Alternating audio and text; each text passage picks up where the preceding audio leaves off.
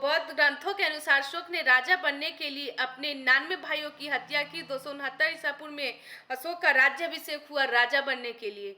तो अशोक की मां का नाम सुभद्रांगी था। राज्याभिषेक में 8वें वर्ष पश्चात 261 ईसा पूर्व में अशोक ने कलिंग पर आक्रमण कर दिया और कलिंग को जीत लिया।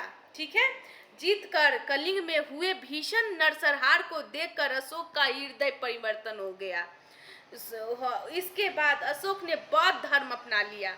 बौद्ध धनी की शिक्षा अशोक को उपगुप्त ने दी थी। अशोक का बौद्ध धर्म उसका व्यक्ति धर्म था। उसने कभी भी बौद्ध धर्म को राजकीय धर्म घोषित नहीं किया, किसी पे दबाव नहीं डाला कि आपको एनी हाउ बौद्ध धर्म अपनाना होगा, ऐसा किसी पे पाबंदिश नहीं लगाया उसने।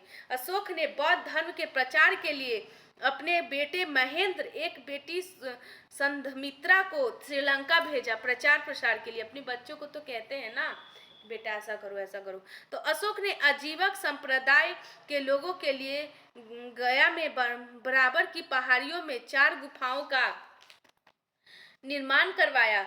अशोक भारत का पहला ऐसा शासक था जिसने अपने स्वदेशी अभिलेखों के मध्य से जनता तक पहुंचाया। अशोक के अभिलेखों की भाषा प्राकृतिक थी और ये 4 लिपियों में लिखा गया था। प्राकृतिक और 4 लिपियों में लिखा गया।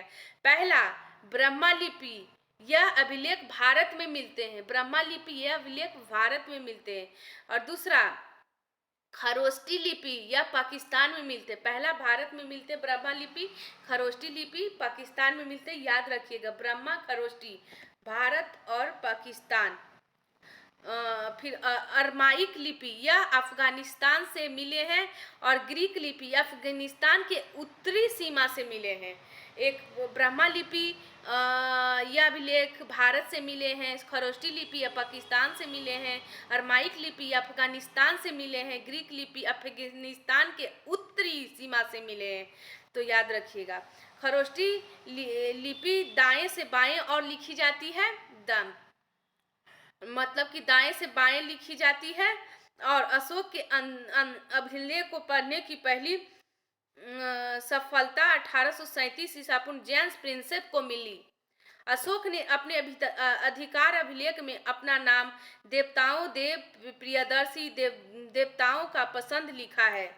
ठीक है, मध्य प्रदेश के गुजरात तथा कर्नाटक की मास्की नेदर तथा उदोगोलान अभिलेख में अशोक का स्पष्ट नाम है, अशोक ने लिखा हुआ है।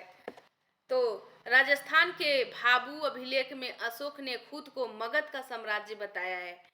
अशोक की धम्म यात्रा, अशोक के लोगों को नैतिक काल सिखाने के लिए जो नियम कानून की संहिता बनाई उसे धम्म कहते हैं। जो भी नियम बनाए उसे धम्म कहते हैं, संहिता बनाए उसे धम्म कहते हैं।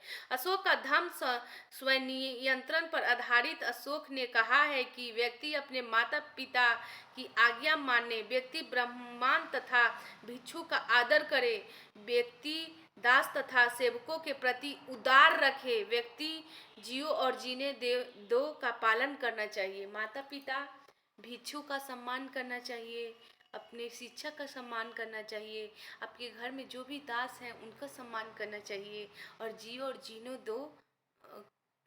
उन्होंने ऐसा कहा कि अशोक के चतुर्वर्ष अभिलेख, प्रथम शिलालेख, इसने अहिंसा पर बल दिया गया और पशु बलि की निंदा की गई। द्वितीय अभिलेख में द्वितीय शिलालेख, इसमें मनुष्य के साथ पूरा चिकित्सक की भी चर्चा है। तृतीय इसमें अशोक के 3 अधिकारी राजुक, युक्ता तथा प्रदेश का चर्चित किया है जो धर्म के प्रचार के लिए थे। चतुर्थ शिलालेख, अशोक के चतुर्थ अभिलेख में इसमें